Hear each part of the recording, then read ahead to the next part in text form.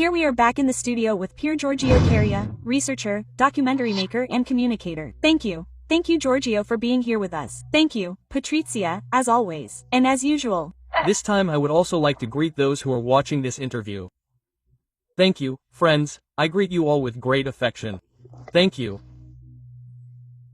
Exactly, you are very popular and I must say that we have sparked a great deal of curiosity among our followers and many questions have been asked. A pandemic of curiosity. A pandemic of curiosity, which is the best thing. Exactly. Okay, good. As we said, now we will talk about karma and reincarnation.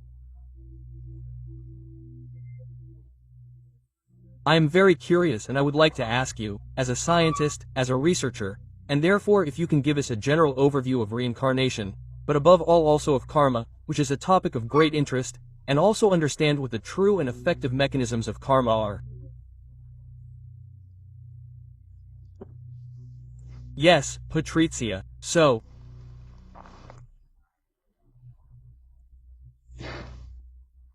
as I have already had the opportunity to say in front of your cameras, my interest in all these topics stems mainly from having met a great spiritual father, a mentor and a teacher.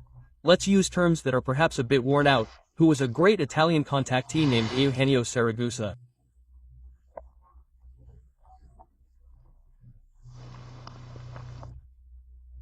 And who brought to me then, now a young 28-year-old,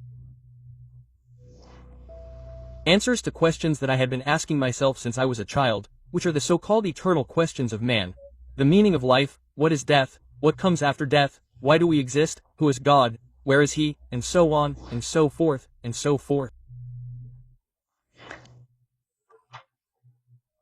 I also sought this by studying science on my own, reading books by Freud, Fromer, Jung, Einstein, and so on, and so forth, without ever falling into mysticism at that stage.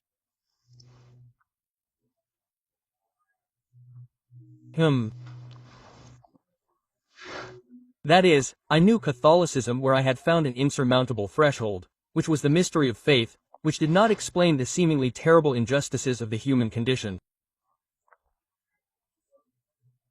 The child who is born crippled and dies after a few months, rather than the beautiful child, the son of a wealthy family, who has a brilliant career, good fortune in his feelings, and so on and so forth. Yes, yes. Everything was dismissed with a small and unacceptable mystery of faith. But not even science gave me the answers, not even about illness. In fact, I was already a bit fixated on the aspect of health. Because I had been traumatized as a child by the first time I discovered that people died. I mean, this thing scared me a lot because I thought I was born for this purpose. Well, now we have solved the problem. Well, while I was studying, I bought scientific journals that at the time could be purchased at a normal newsstand.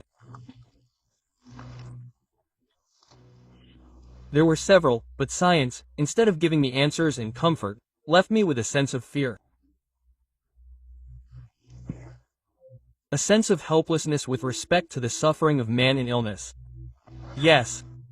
That is, I understood that science did not have the answers or even the solutions to the problem of health. And so I was a bit lost, a bit bewildered. Then, of course, for the young Garo, in the end I dissipated this bewilderment in the typical revelry of the young.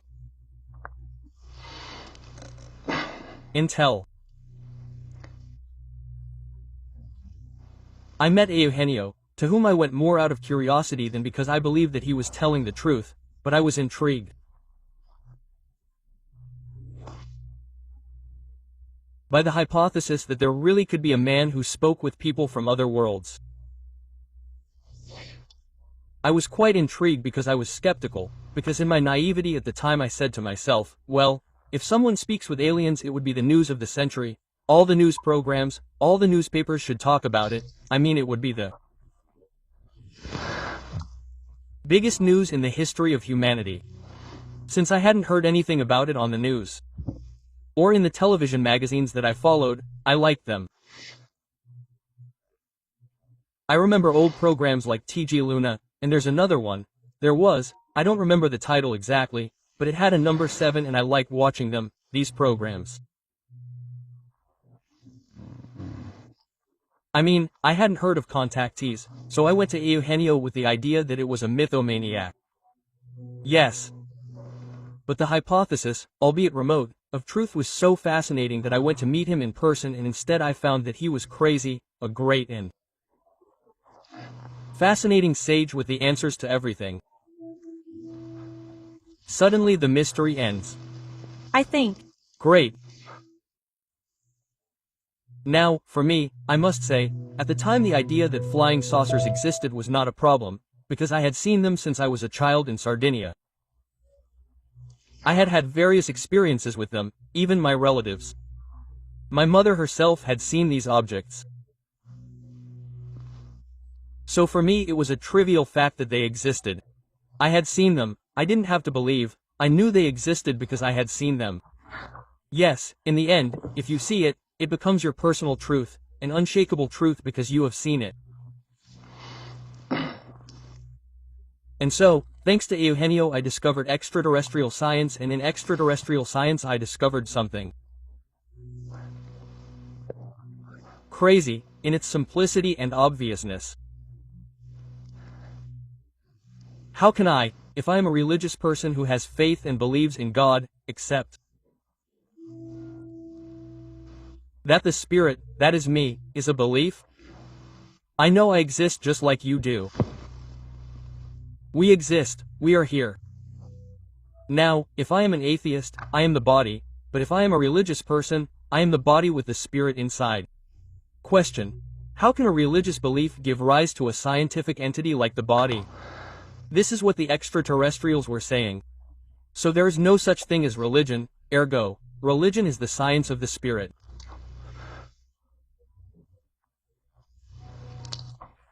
So there is a science of matter that studies the phenomenal and material world, and there is a science of the spirit that studies and explains very well the supreme laws that govern the evolution and the becoming of the entire cosmos, from the mineral to God.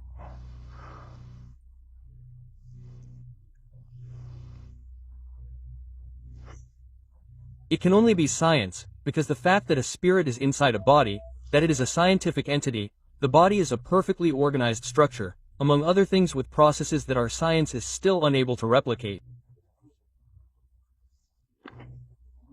We are unable to build a cell, we can duplicate it, manipulate it, but to build a cell, I don't. No, perhaps in some super advanced laboratory they are succeeding, with what results we do not know, but in fact, even if it were, it would be a very recent conquest. Sure. So the extraterrestrials explain, it's not silly. The whole thing can only be explained by science, not by religious beliefs. Yes. So this idea was shocking to me, that is, human life is not regulated by laws that impose certain things on us only in the immanent, that is, in the physical, in the visible, but it is regulated by laws above all in the invisible, in the realm of very great energies. Here, we still do not have instrumental access, as we did 3 centuries ago. We did not have access to electromagnetism or infrared or ultraviolet rays. They were not there, they did not exist, they were an unknown realm. Today, thanks to the evolution of science, not only do we know that they exist, we use them to create technologies. Sure. So this speech that Eugenio gave me was extremely shocking to me and at the same time wonderful, that is, it put logical order in the universe and therefore also within me. Sure. And so these beings not only said this, they even arrived in a society where an imbalance is created in one of the two aspects, either material or spiritual, those societies regress and self-destruct. Look at what's happening to us, where we have an excess of material science compared to a virtual absence of spiritual science. We have religious beliefs, but they are debatable, unprovable. Yes, science, on the other hand, is the repetition of a given phenomenon in a laboratory. At which point I have an idea, Patrizia. Well, the repetition of a given phenomenon in a laboratory, if we assume that the laboratory is planet Earth, is a historical fact of human beings. Human beings in all their aspects, in all their races, in all the millennial time of their history, in whatever condition they may be, social,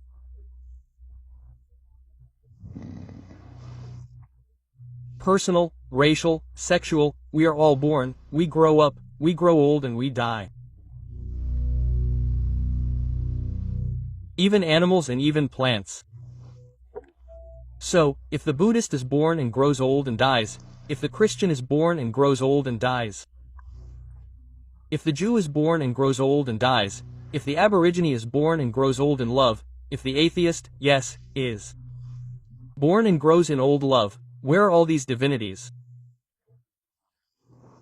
Obviously there is one, then we call it God, we call it universal force, let's call it what we want, but there is an entity that has determined a law that is the same for all living kingdoms, plant, animal, human, the same.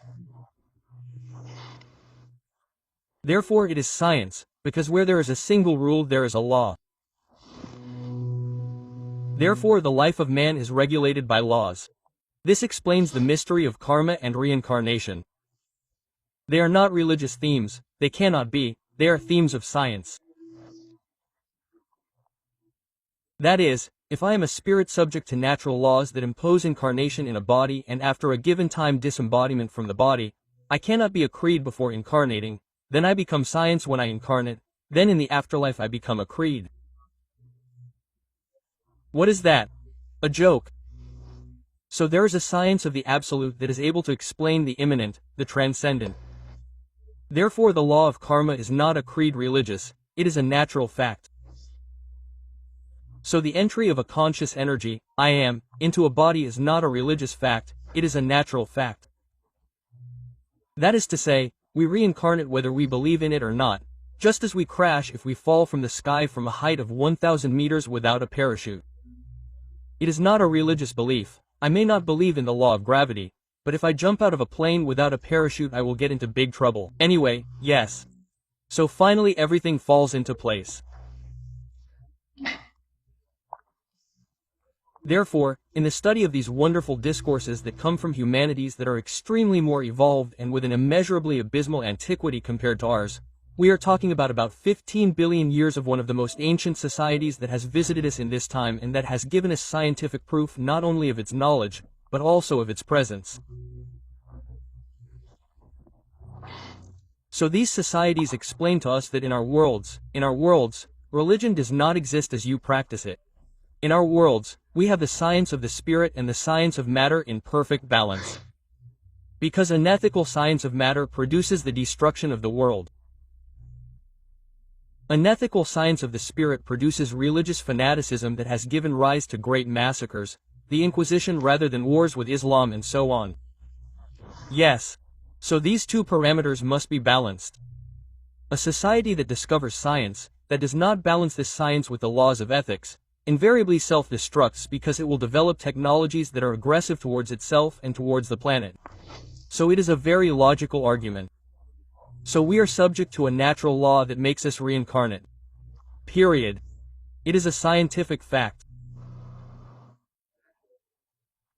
And the proof that it is a scientific fact is that if I conduct scientific research using the method, let's say, of a normal judicial investigation, I discover that there is evidence.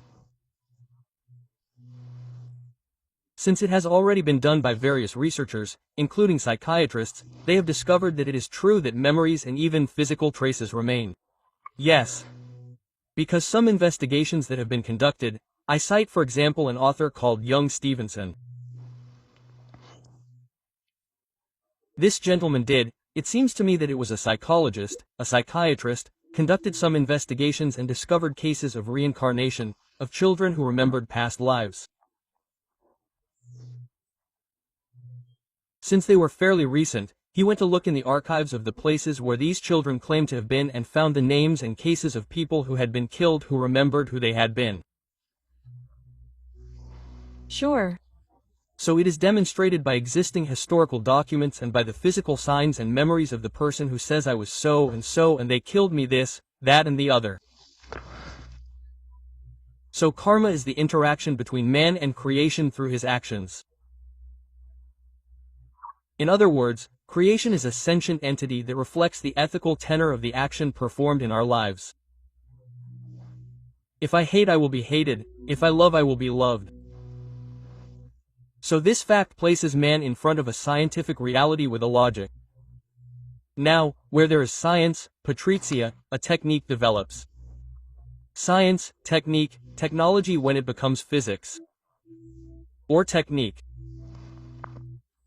is an organized expression of a process to obtain a result.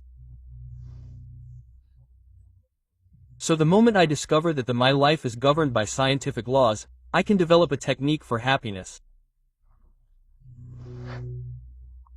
Since the technique is based on mathematical laws, ergo, if I understand the equation for happiness, I will most certainly obtain it.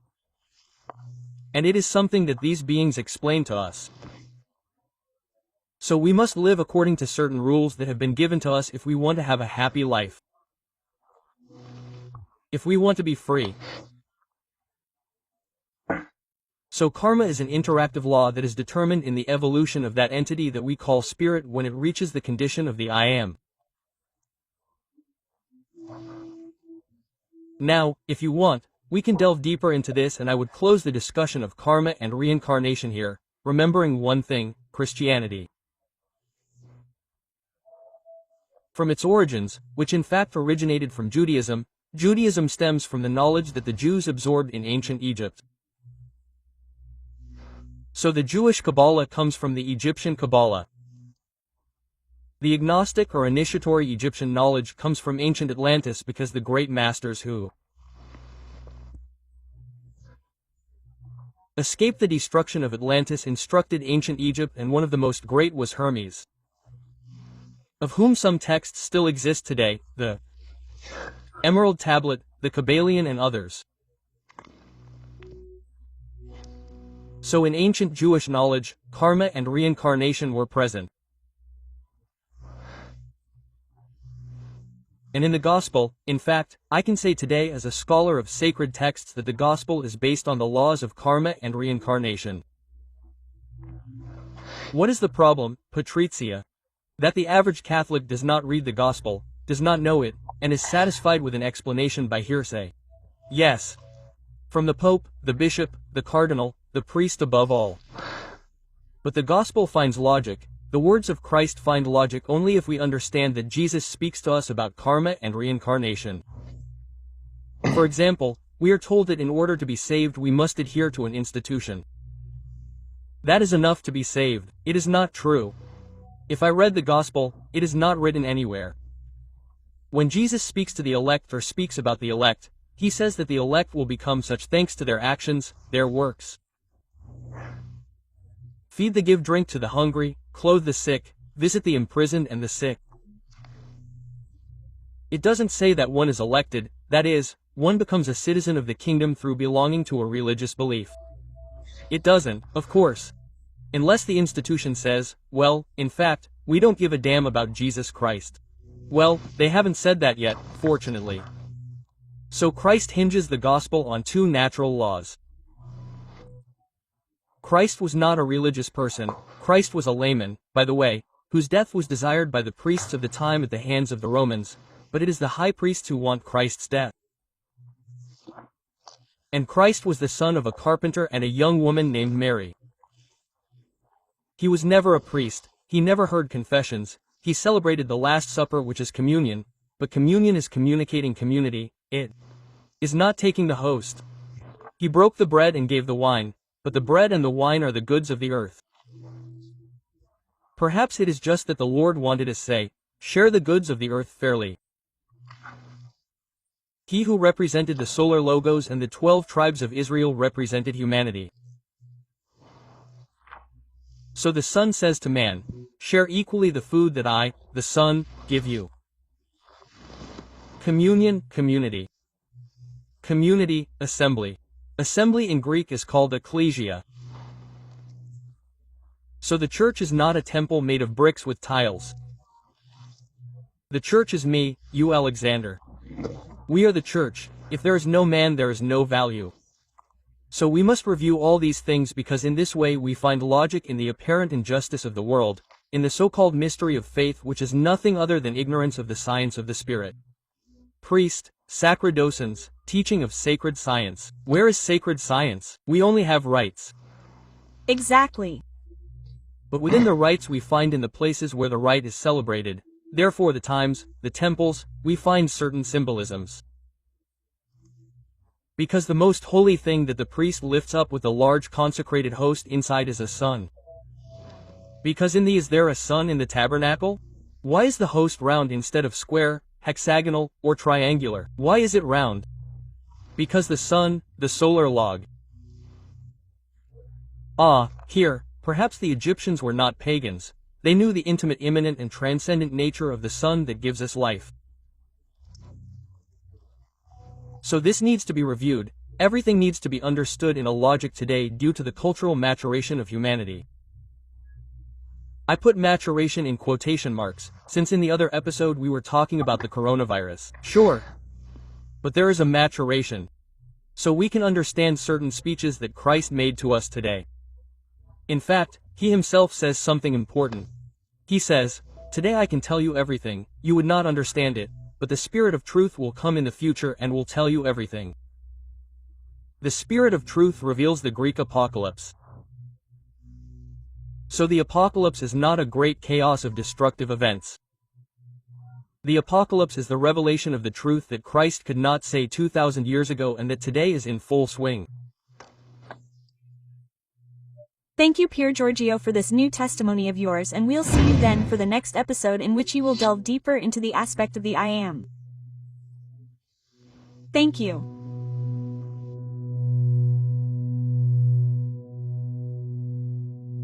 M.